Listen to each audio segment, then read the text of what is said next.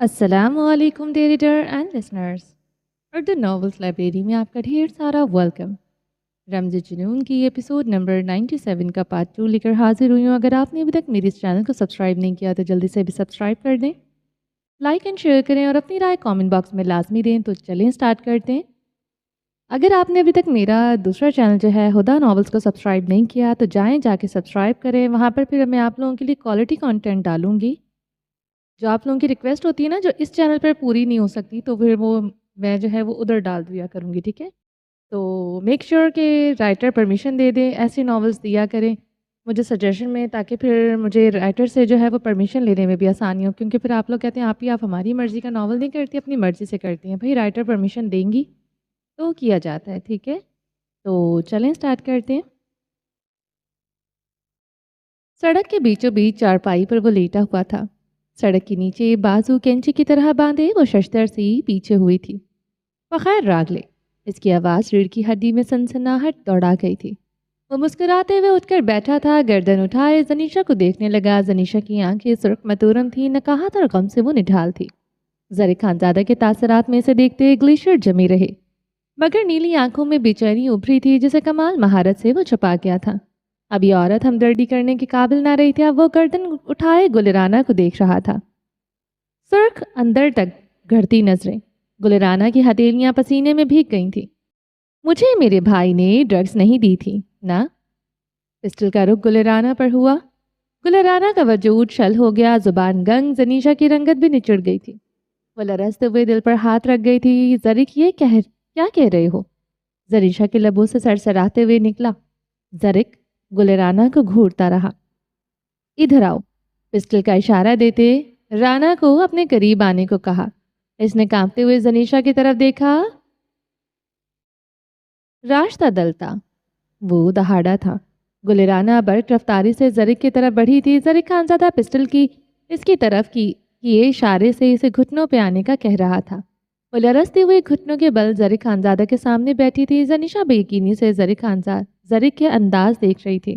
اپنے سارے گناہ قبول کر لو رانا، ورنہ میں تمہیں تہخانے سے بھی نکلنے نہیں دوں گا۔ میں زاویار جتنا رحم دل نہیں۔ اس کی سرگوشی پر گلرانہ کی رنگت تاریک پڑ گئی تھی۔ زنیشا جلدی سے گلرانہ کی طرف بڑھی جو سوکھے پتے کی مانند کانپ رہی تھی۔ وہ کسی بھی وقت اس کا راز اگل سکتی تھی۔ پاس مت آئیے گا حضور، اس وقت میں نہیں کوئی گستاخی ہو گئی تو آپ میرے مرد ہونے پر لعنت بھیجیں گی۔ پسٹل کا رخ زنیشا پر کرتے ہوئے مسکراتے ہوئے کہا۔ زنیشا اس کی سرخ آنکھوں کی کاٹ پر جامد ہوئی تھی۔ وہ واقعی میں زرق نہیں تھا، وہ اب پسٹل کا دباؤ گلرانہ کی گردن پر بڑھا رہا تھا۔ زاویار شیطان نہیں ہے، بلکہ میں شیطانوں کی قیادت کرتا ہوں۔ پسٹل کی نوک گلرانہ کی گردن میں گڑتی جا رہی تھی۔ تمہیں غربت پسند نہیں تھا رانا؟ گلرانہ کو اس کے سوال پر مزید خوف محسوس ہوا تھا۔ پسینہ گردن سے ٹپکتا اس کی قمیص کو بھگونے لگا۔ میں نے حل سوچ لیا ہے اس کا۔ غربت خان کی تیسری شادی ہوگی اور تم ہمیشہ کے لیے ہماری خدمت گزار بن جاؤ گی۔ زرق، زنیشا نے اسے پکارا۔ خاموش رہیے سرکار، ورنہ آپ کو بھی کم و بیش ایسے ہی سزا ملے گی، مگر میری دوسری شادی ہوگی۔ گردن ترچھی کرتے زنیشا پر نگاہ ڈالی۔ زنیشا اس کی بات پر شل ہوئی، کوئی برچی تھی جو اس نے کھبو دی تھی۔ تمہاری سزا بہت بڑی ہے رانا، مگر میں عورت پر ہاتھ اٹھانا مردانگی کی توہین سمجھتا ہوں۔ وہ پسٹل کی نوک سے گلرانہ کی گردن پر اوپر کو اٹھا گیا تھا۔ بادشاہ، زرق نے اپنے خاص آدمی کو آواز دی جو رخ پلٹے کھڑا تھا۔ وہ آگے کو آیا، اسے بہت احترام سے ڈیرے پر لے جاؤ، اب یہ وہاں پر اپنی خدمات سر انجام دیں گی۔ نہیں خان، ہم پر رحم کرو، گلرانہ گڑ گڑانے لگی تھی۔ میری عورت میرے بچے کو مجھ سے دور کر رہی تھی، ہمارا نمک کھا کر ہم سے ہی دغا کر رہی تھی، اور تم پر رحم کھاؤں میں؟ وہ گرجا تھا۔ گلرانہ کو پسٹل سے دور دھکیلا۔ وہ زمین پر سیدھی جا گری تھی۔ لے جاؤ اسے، وہ حکم دیتے کھڑا ہوا۔ زنیشا لب کاٹتے بے بسی سے کھڑی تھی۔ بادشاہ نے گلرانہ کو بازو سے جکڑے کھڑا کیا۔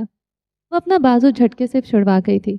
ہاتھ مت لگاؤ بادشاہ خان، اب ساری عمر اسے کوئی ہاتھ نہیں لگائے گا، روکھی پھیکی زندگی گزارے گی اس کی۔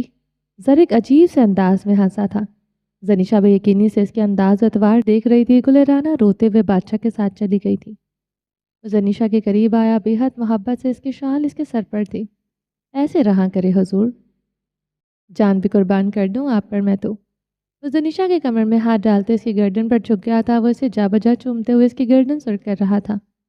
ज़नीशा ने इसे सख्ती से खुद से दूर धकेलने की सही की और इसे मज़ीद करीब करते मज़ीद बेबाकियों पर उतर आया था। शर्ट के ऊपर से ही दांतों का दबाव डालते वो इसे मचलने पर मजबूर कर गया था। क्यों मुझे खुद से नफ़रत खाने पर मजबूर करते हो? वो तड़पते हुए सिसक पड़ी थी। ज़री खानज़ादा ने अपनी सुर्ख आंखें इसकी आंखों में गाड़ी। क्या करूं फिर मैं? अपनी मताए हयात को लुटते देख कर तालियां बजाऊं? यूं शो करूं कि जैसे करतब में आए तमाशाई? वो तल्खी से हंसा था। एक गलत मोड़ और कहानी डेड हो गई। जैनी जान, उसके बालों को जकड़े इसका चेहरा अपने करीब कर गया था।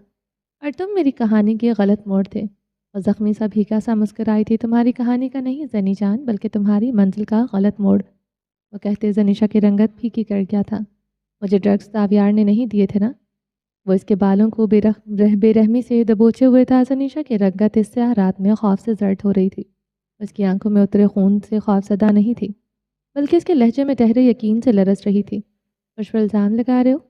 आंखों से झरना बहने लगा। आज तुम्हारे आंसू पर यकीन नहीं करूँगा।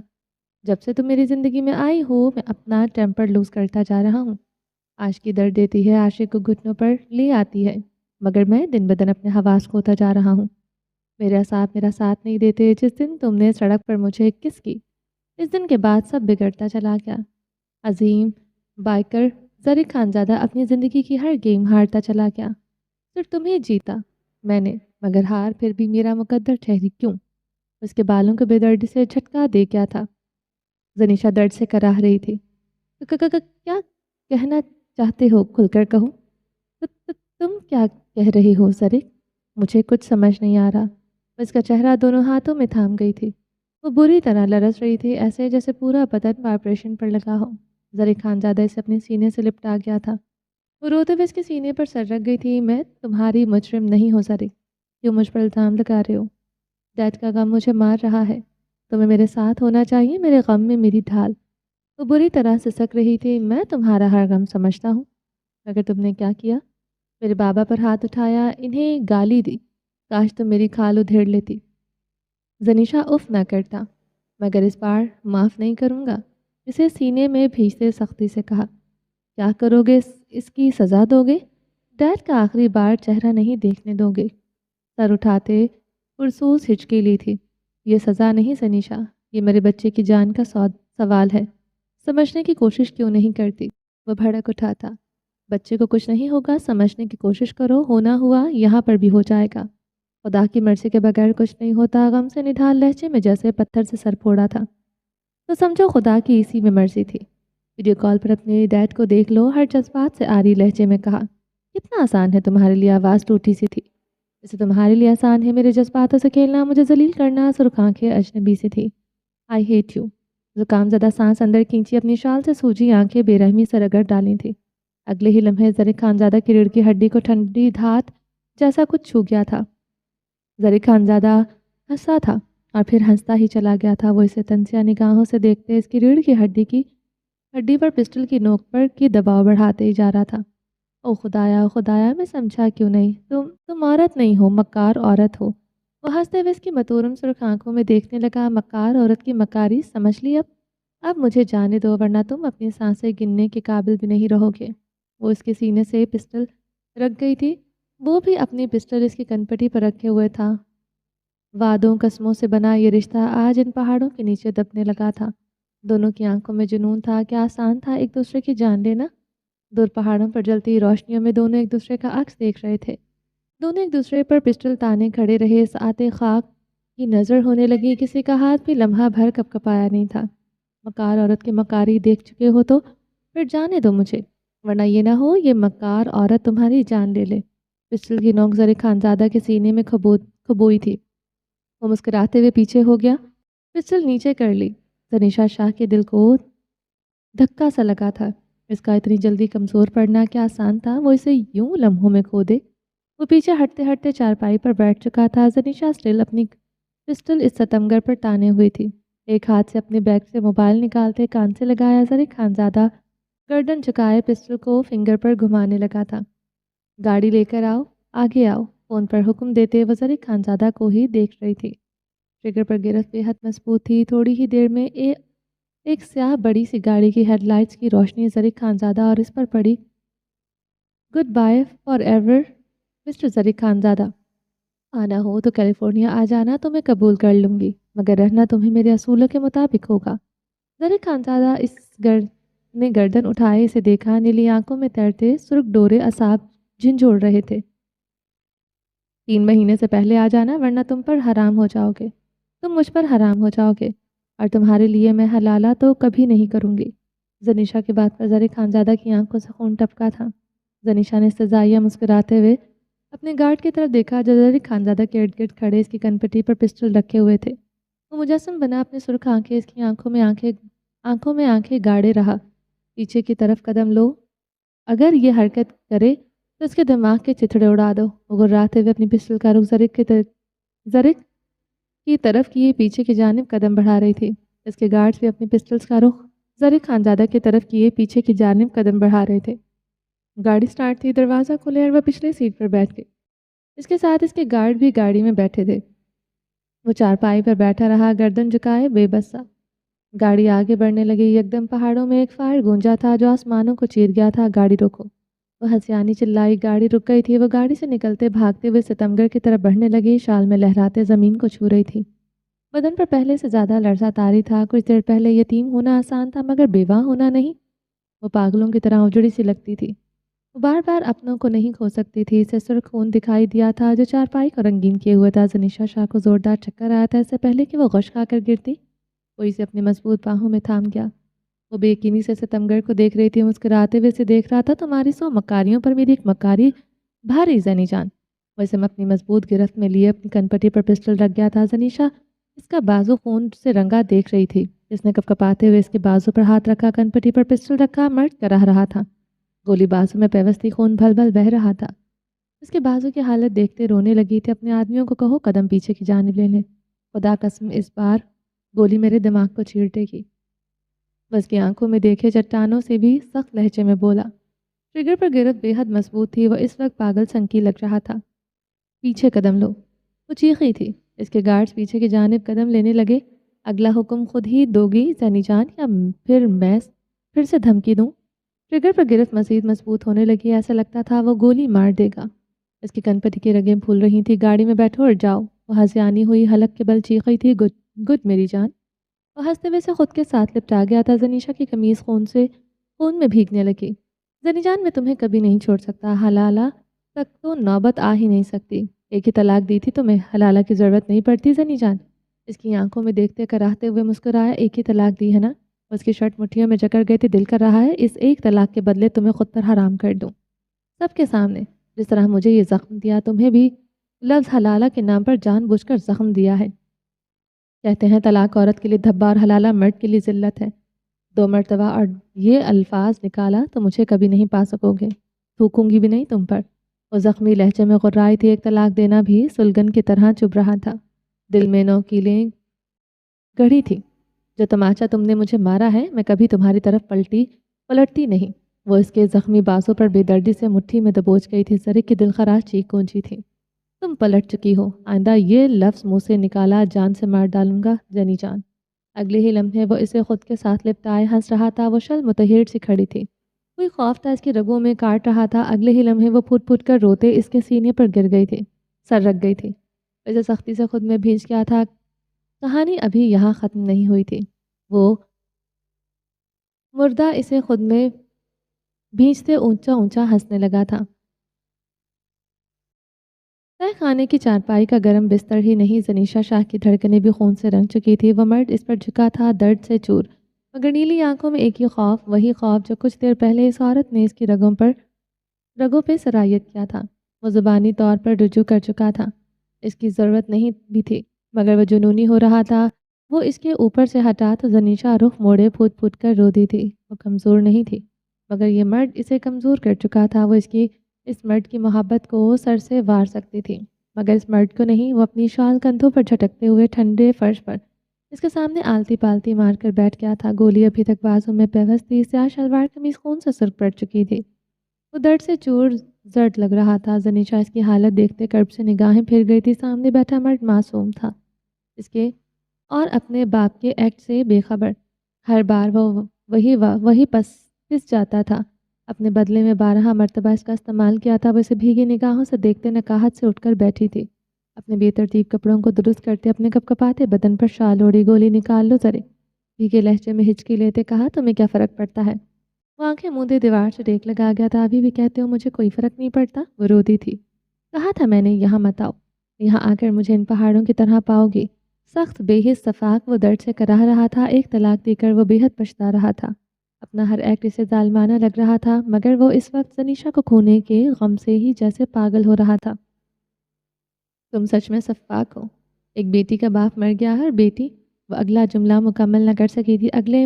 گلے میں آنسو کا پھندا لگ گیا تھا۔ بستر کی سلوٹوں سے وحشت سے ہوئی تھی۔ میں کبھی صفاق نہ بنتا اگر تم مجھے مجبور نہ کرتی۔ جو مرد کتنے ماہ رک سکتا ہے وہ چند دن بھی صبر کر سکتا ہے، مگر زنیشا محبت خوار نہیں کرتی، عورت خوار کرتی ہے، اور میرے حصے میں تمہیں پا کر خواری آئی ہے۔ وہ آنکھیں مودے پسٹل کی نوک پر اپنے سینے پر مار رہا تھا۔ وہاں پسٹل کی ضرب سنائی دیتی تھی، یہاں زنیشا شاہ خوف سے لرز جاتی تھی۔ زرق خانزادہ پر وحشت طاری سی تھی۔ پچھتاوے ہیں تو جانے دو مجھے زرق، اب تو سب کچھ ٹھیک ہو گیا ہے، تم جب بھی آؤ گے مجھے اپنا ہی پاؤ گے۔ اس نے ایک بار وہ اسے سمجھانے کی کوشش کی تھی، تم یہاں ان پہاڑوں سے نکلی، وہاں تم میری زندگی سے نکلی۔ تمہیں اپنے لیے کتا چاہیے اور میں کتا نہیں بن سکتا۔ وہ سینے سے پسٹل کی نوک سینے سے سرکاتے اپنی سر کو سفید گردن پر لے آیا تھا۔ تنیشا شاہ نے کانپتے ہاتھوں سے اپنا بیگ پکڑے، اس میں موبائل نکالا۔ ڈیڈ کا چہرہ آخری بار دکھا دو۔ اس نے گہری سانس لی تھی، آنکھیں خشک ہو چکی تھی۔ اس کے سامنے اسکرین پر اب ارشمان شاہ کی آخری رسومات ادا کی جا رہی تھی۔ آنسوؤں کا ایک قطرہ بھی نہ بہا تھا۔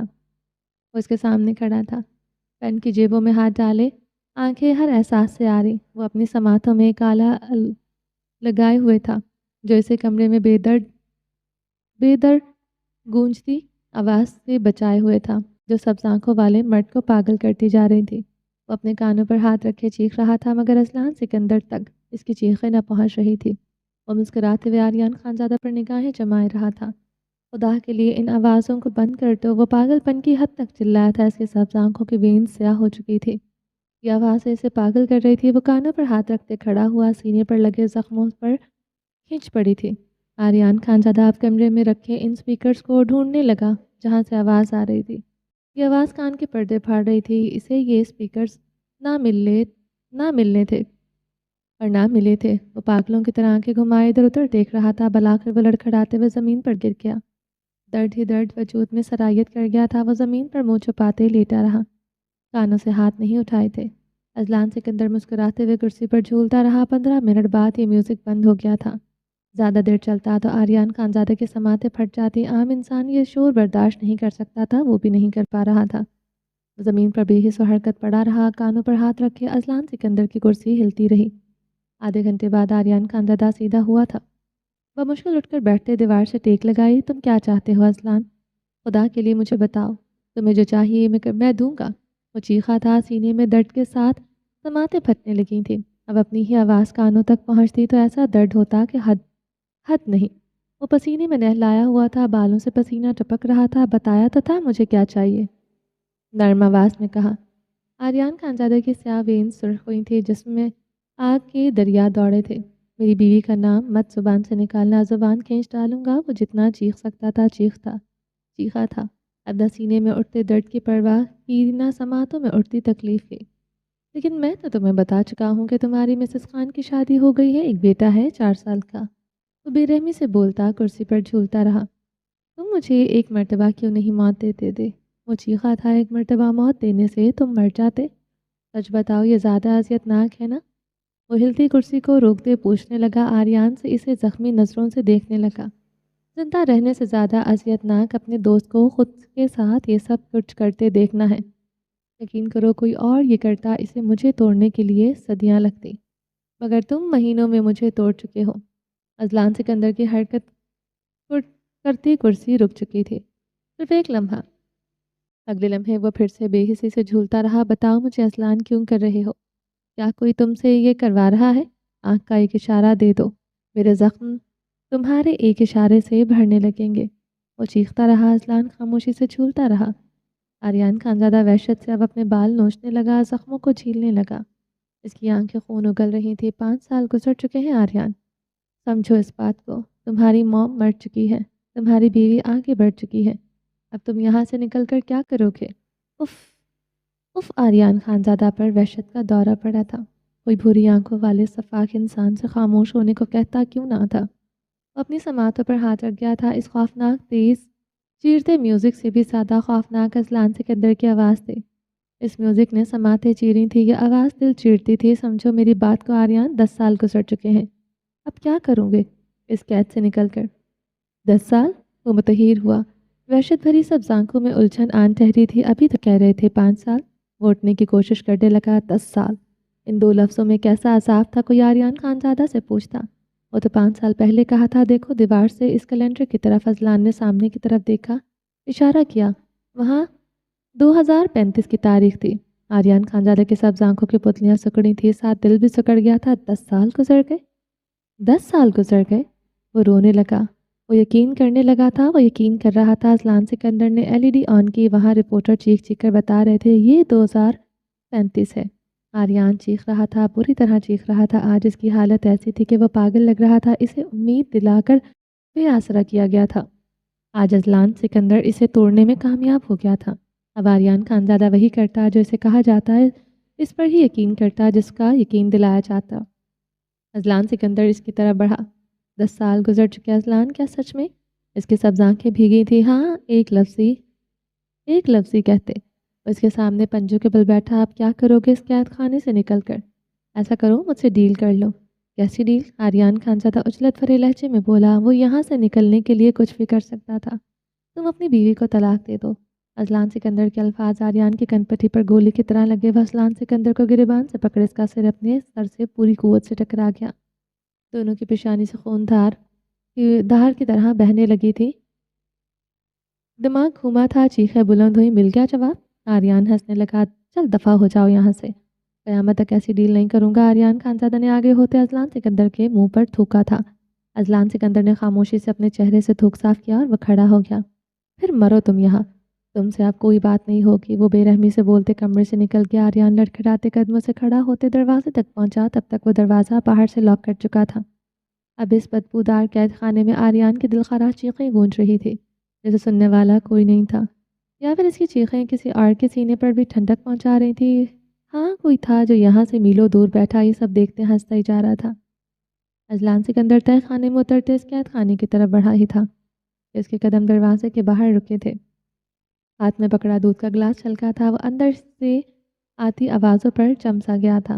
Mrs Khan, I love you. तुम मेरी हो ना? अब तुम मुझे छोड़कर कभी जाओगी तो नहीं? अजलान सिकंदर का वजूद आग की नज़र होने लगा। क्या जरमिश अंदर थी? वो बेयकीन हुआ था। अपनी जेब में इस कमरे की चाबी टटोली।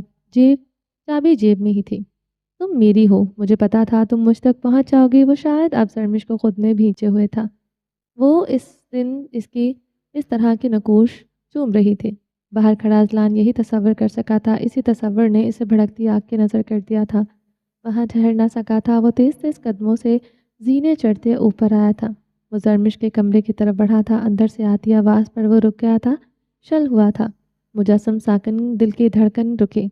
आर्यन, तुम मुझे अब कभी छोड़कर जाओगे तो नहीं ना? मैं तुमसे बेहद मोहब्बत करती हूँ। वो सिसक रही थी। वो खड़ा रहा, जाने कितनी देर, कितनी सदियाँ, कितने ज़माने। अंदर से अभी भी आवाज़ें आ रही थी। इसके होंठ किसी को छू रहे थे। बोसों की नर्म गर्म आवाज़ आ रही थी। वो दरवाजे के साथ टेक लगाए ज़मीन पर बैठता चला गया। आंखें सुर्ख नम सता सी थी।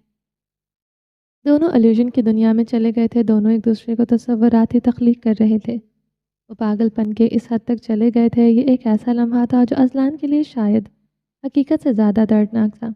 अजलान के अंदर कुछ टूटा नहीं था, सब कुछ बिखर गया था। वो दीवार से सर टिकाए यूं ही बैठा रहा, जैसे ज़मीन ने इसके वजूद को निगल लिया हो। कमरे के अंदर की आवाज़ें मत्थम हो रही थी, मगर इसके अंदर का शोर बढ़ता जा रहा था।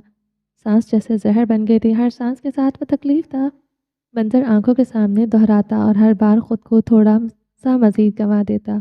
चाबी अब भी इसकी मुट्ठी में थी। इसने मुट्ठी खोलनी चाहिए, मगर उंगलियां जवाब दे गई। ये सब सच नहीं हो सकता। वो दोनों एक कमरे में नहीं हो सकते, इसने खुद से कहा। वो यकीन कर रहा था आर्यन अंदर है। जरमिश की आवाज़ या इसके वहम का नया रूप, क्या वो दोनों साथ है? वो खुद जैसे अब पागल हो रहा था। ये खेल अब इसे पागल कर रहा था। वो अपना टेम्पर लूज कर रहा था। वो उठा, लड़खड़ाया और दरवाजे पर दस्तक दी। اب زرمش کی دبی دبی سسکیوں کی آواز آ رہی تھی۔ وہ دھیرے سے مسکرایا اور مسکراہٹ جو درد کے سب درجے عبور کر چکی تھی۔ شاید ابھی میں بھی ایک الوژن بن گیا ہوں۔ ان دونوں کی طرح وہ پلٹا اور تہہ خانے کی طرف بڑھنے لگا۔ وہ بڑھ نہ سکا تھا۔ اس کی تیز تیز قدموں کا رخ زرمش کے کمرے کی طرف تھا۔ اس نے ایک ہی جھٹکے سے دروازہ کھولا۔ زرمش اٹھ کر بیٹھی تھی، اپنی گلابی آنکھیں اذلان سکندر پر گاڑی۔ اس کی ہیزل گرے آنکھوں میں اتنی نفرت تھی کہ اذلان سکندر کا وجود جیسے راکھ ہونے لگا۔ اس عورت سے محبت کرنا اس کے بس میں نہیں تھا، مگر اس عورت کی آنکھوں نے نفرت دور کرنا اس کے بس میں تھا۔ وہ اسے دیکھتے مسکرایا تھا۔ وہ نفرت سے منہ پھیر گئی تھی۔ اس نے منہ نہیں موڑا تھا۔ اذلان سکندر کے دل پر کھینچ کر جوتا دے مارا تھا۔ دوستی محبت سب وہ ہار رہا تھا۔ اذلان سکندر کی آنکھوں میں کرب شکستگی درآن ٹھہرا تھا۔ یہ عورت بڑی ہی بے رحم تھی۔ پہلی نظر میں ہی اس پر عجب سا وار کر گئی تھی۔ وہ اس کے گال پر پڑا نشان آج تک نہ بھول سکا تھا۔ سب کچھ ٹھیک چل رہا تھا، سب کچھ، مگر اس عورت نے اس کے سینے پر سر رکھ دیا۔ آخر کیوں؟ وہ بے درد لمحہ آیا اور سلے زخم ادھڑ گئے۔ تجھے احساس ہی نہ ہوا میں تیری چاہ میں کیا ہو گیا؟ نہ تیری نظر نے پہچانا، نہ دل نے پوچھا کیوں رو گیا؟ تجھ پر وار دوں خود کو، یہ زندگی جلا دوں، یہ عشق تو تقدیر ہے، میں خود کو فنا کر دوں۔ اس نے اپنی آنکھیں اپنی آستین سے سختی سے رگڑیں اور پسٹل سے چھت پر فائر کر دیے۔ زرمش چیختے ہوئے خوف سے اچھلی تھی۔ وہ آگے بڑھتے دیوار پر جگہ جگہ فائر کر رہا تھا۔ زرمش حواس باختہ اسے دیکھ رہی تھی۔ وہ کمرے میں لگی لائٹس پر فائر کر رہا تھا۔ چنگاریاں سی ان لائٹ سے پھوٹ رہی تھیں۔ زرمش چیختے ہوئے اس ایک دیوار میں سما گئی تھی۔ یا اللہ، اس کی آزمائش کب ختم ہوگی؟ یہ تو بلتھ بیس سے بھی زیادہ پاگل تھا۔ یہ آخر کرنا کیا چاہ رہا تھا؟ وہ دیوار کے ساتھ لگے کانپ رہی تھی۔ کمرے میں لگی ایک ایک چیز کو تباہ کر رہا تھا، مگر نہیں، آج تو وہ خود کو تباہ کر رہا تھا۔ یہ سب کچھ اسے بہت پہلے کر دینا چاہیے تھا۔ وہ اس ایک لمحے کی زد میں آ گیا۔ دل میں پنپتے جذبوں نے اسے کمزور کر دیا تھا۔ وہ اس عورت سے تو نظریں ملا ہی دے گا، مگر اپنے دوستوں سے کیسے نظریں ملائے گا؟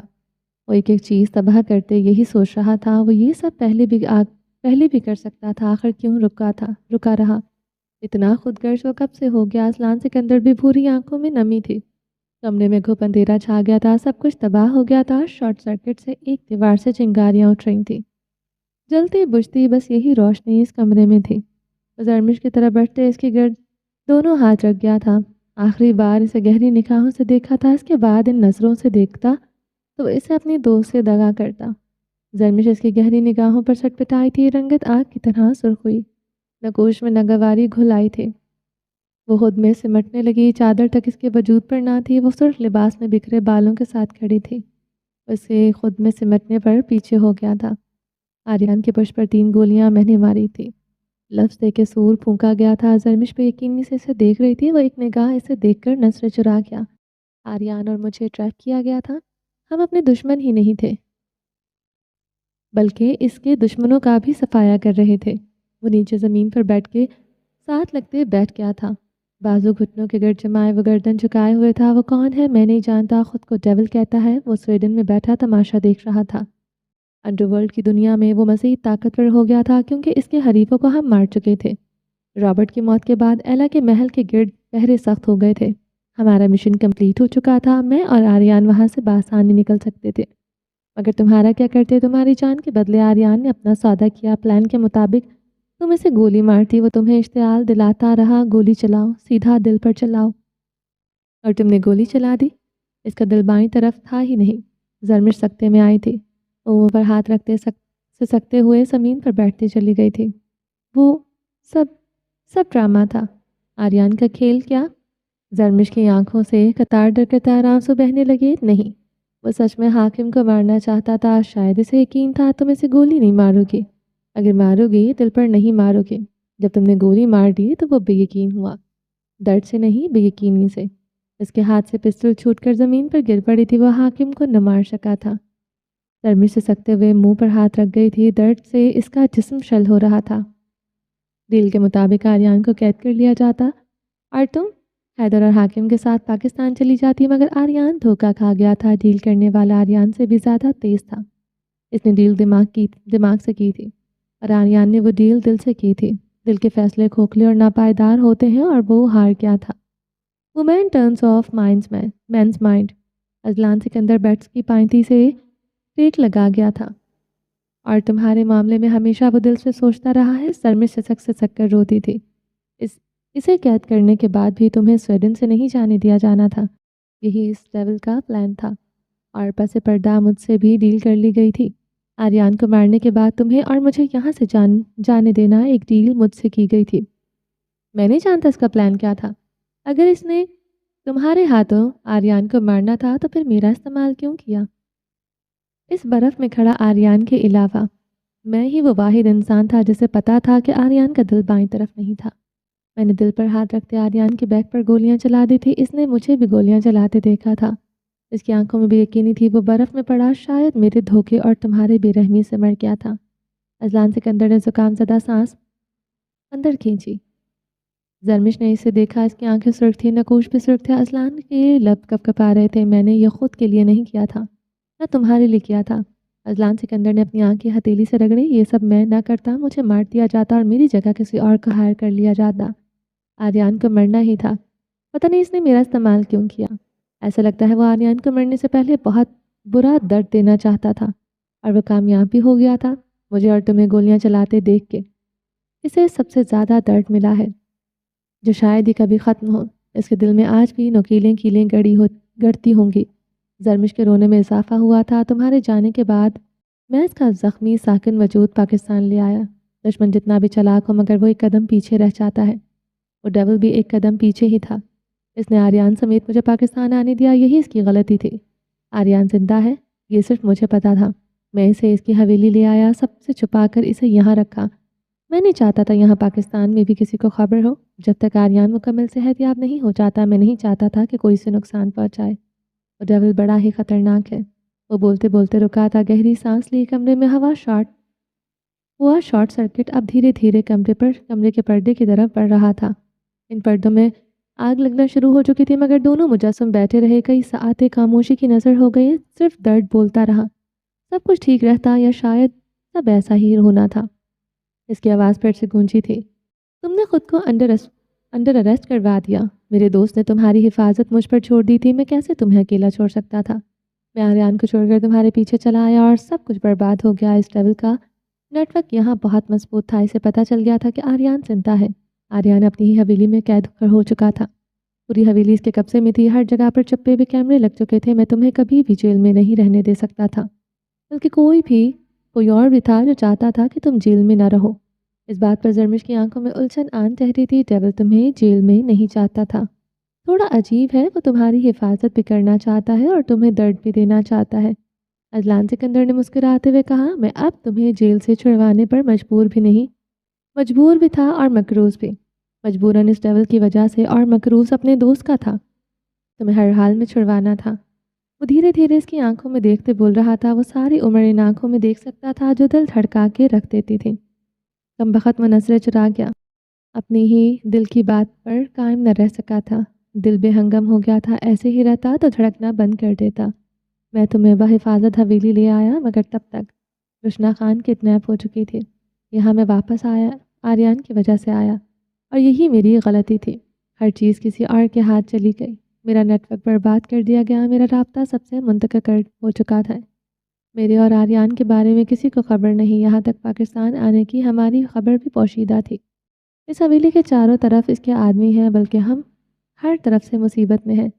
زرمش اب بری طرح گھبرائی تھی، رنگت زرد ہوئی تھی۔ تم فکر نہ کرو، اس کا ٹارگٹ تم نہیں صرف آریان ہے۔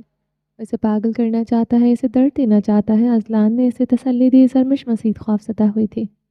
آریان کو درد ہوگا تو کسے درد ہوگا بھلا؟ وہ سینے پر ہاتھ رکھتے آنکھیں موند گئی تھی۔ تم آریان کے کمرے میں گئی، میں نے جان بوجھ کر چابی چھوڑی تھی۔ میں چاہتا تھا تمہیں آریان کے زندہ ہونے کا پتہ چل جائے۔ تمہیں مزید درد میں نہیں دے سکتا تھا۔ وہ خاموش ہوتے اپنے سینے پر ہاتھ رکھتے آنکھیں موند گیا تھا۔ اس عورت کو درد ہوگا تو کسے درد ہوگا بھلا؟ دونوں آمنے سامنے ایک ہی پوزیشن میں بیٹھے تھے، درد بھی دل میں ایک ہی جیسا ہو رہا تھا، مگر اس سب کی سزا رشنا خان کو ملی۔ اسے بہت بے دردی سے مارا گیا تھا اس دن۔ زرمش نے اس کی بات پر آنکھیں کھولی۔ وہ بے بسی سے سر جھکائے ہوئے تھا۔ اس حویلی کے ہر چپے میں کیمرے تھے، ایک ایک مومنٹ پر نظر رکھی ہوئی ہے۔ آریان کو تو وہ توڑنا چاہتا ہے، اسے پاگل کرنا ہی اس کا مقصد ہے۔ میں اس کے حکم پر یہ سب کرنے پر مجبور تھا، مگر اب نہیں۔ میں رشنا کی خاطر تمہیں اور آریان کو مزید درد نہیں دے سکتا۔ شارٹ سرکٹ بڑھنے لگا، پردے تیزی سے جلنے لگے۔ رشنا کا کیا؟ وہ رو دی تھی۔ کچھ نہیں ہوگا اسے صرف ٹارچر کیا جائے گا اور وہ اسے برداشت کرنا ہی ہوگا۔ بلا بھینچے بولا۔ زرمش گھٹنوں میں چہرہ دیے رونے لگی۔ اگر ڈیول جیکے ہے تو رشنا خان کو تو وہ زیادہ نقصان نہیں پہنچائے گا۔ اذلان سکندر کی بات پر زرمش نے جھٹکے سے سر اٹھایا۔ جیکے کے نام پر زرمش کے خوف سے رونگٹے کھڑے ہو گئے تھے۔ جیکے ایک اصولی آدمی ہے، وہ اپنے دشمن کے علاوہ کسی کو زیادہ نقصان نہیں پہنچاتا۔ مجھے قید میں بہتر ٹریٹ کیا گیا ہے، بس دن میں ایک آدھ بار مکھے لاتے کھلا دیتے تھے۔ وہ ہنس دیا تھا۔ زرمش بھی روتے ہوئے ہنستی تھی۔ یقین کرو بہت اچھا ہاسٹیج ہے، میرے سامنے آتا، مجھے نرمی سے 2-4 تھپڑ مکے لاتے مارتا۔ یہ الگ بات ہے کہ انگ انگ دکھنے لگتا۔ زرمش روتے روتے ہنس رہی تھی۔ وہ ہنستے ہنستے ساکن ہوا تھا۔ دل جامد کرنے والا اور اس سے بہتر منظر کوئی ہو ہی نہیں سکتا تھا۔ وہ نگاہیں چراتے دل پر ہاتھ رکھ گیا۔ اس لمحے کے لیے اس عورت کو اس کا دل کبھی معاف نہیں کر سکتا تھا۔ دل کا زخم بھی ملا اور دوست سے غداری بھی ہو گئی۔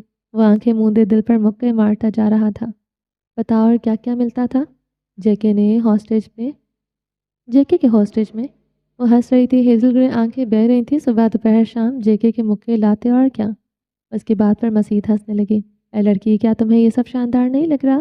انڈر ورلڈ کا بے تاج بادشاہ جسے دیکھنے کے لیے میں اور آریان ترستے تھے، وہ روز میرے سامنے آتا، مجھے مکے لاتے مارتا۔ یقین کرو میں سر تسلیم خم کیے رکھا تھا۔ وہ پیٹ پر ہاتھ رکھے ہنستی جا رہی تھی۔ اتنے عرصے بعد وہ اتنا ہنس رہی تھی۔ امید کی کرنیں اس کے دل کے درد کو کم کر رہی تھیں۔ وہ اپنی نگاہیں چرا گیا تھا۔ بہت مشکل تھا اس سب سے نظریں چرانا۔ اور بتاؤ پلیز، وہ اپنی آنکھوں سے بہتا پانی صاف کرتے ہوئے بولی۔ اس قید میں پہلی بار اس کی آنکھوں سے آنسوں کی جگہ پانی بہا تھا۔ اس لڑکی کی قسمت خراب تھی، یا اس کے سامنے بیٹھے مرد کی نظر کالی، یا اس کی ہنسی کو نظر لگ گئی۔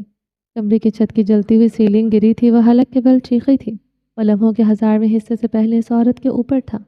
اذلان کی چوڑی پرس اس کے سیلنگ سے جل اٹھی تھی۔ نہ آگ نے اس عورت کو چھوا نہ اذلان سکندر نے۔ یہ عورت کسی اور کی تھی، صرف اس کی ہی امانت تھی۔ وہ اس کے گرد دونوں اطراف میں ہاتھ رکھے ہوئے تھا۔ ایک نگاہ بھی اس عورت پر ڈالی اوپر ہوتے اس نے اپنی پشت سے سیلنگ کا ٹکڑا دور دھکیلا تھا۔ زمین پر گرتے وہ لوٹ پوٹ ہوتے کمر پر لگی آگ بجھانے لگا۔ حویلی میں قدموں کی چاپ سنتے اذلان سکندر کی آنکھیں سرخ ہوئی تھی۔ آ گئے سالے کمینے، وہ بڑھ پڑایا تھا۔ زرمش کا ہاتھ پکڑے تیزی سے اٹھا تھا۔ وہ کمرے سے نکل آیا تھا۔ تیز تیز قدموں سے اس کی کلائی چکرے ڈارک روم کی طرف بڑھ رہا تھا۔ اس سے پہلے اس نے مڑتے ہوئے اپنے پیچھے کھڑے ایک آدمی پر گولی چلا دی تھی۔ زرمش چیختے ہوئے اذلان سکندر کی پشت کے پیچھے چھپی تھی۔ مجھے جانتے نہیں یہ ابھی، وہ پسٹل سے اپنی تھوڑی کھجاتے بولا، گردن نیچے دھلکائے ہوئے تھا۔ اذلان سکندر اپنے سامنے 2 آدمیوں کو دیکھ کر مسکرایا تھا اور بنا دیر کیے ان دونوں پر گولیاں چلا دی۔ حویلی میں قدموں کی چاپ بڑھتی جا رہی تھی اور اذلان سکندر کی پشت کے پیچھے چھپی زرمش لرزتی جا رہی تھی۔ چلیں جی، باقی کا نیکسٹ ایپیسوڈ میں کنٹینیو کریں گے۔ امید ہے آپ کو یہ ایپیسوڈ پسند آئی ہوگی۔ اگر آپ نے ابھی تک میرے اس چینل کو سبسکرائب نہیں کیا تو جلدی سے بھی سبسکرائب کر دیں، لائک اینڈ شیئر کریں اور اپنی رائے کامنٹ باکس میں لازمی دیں۔ اپنا ڈھیر سارا خیال رکھیے گا، دعاؤں میں یاد رکھیے گا۔ ملتے ہیں نیکسٹ ایپیسوڈ کے ساتھ، تب تک کے لیے اللہ حافظ۔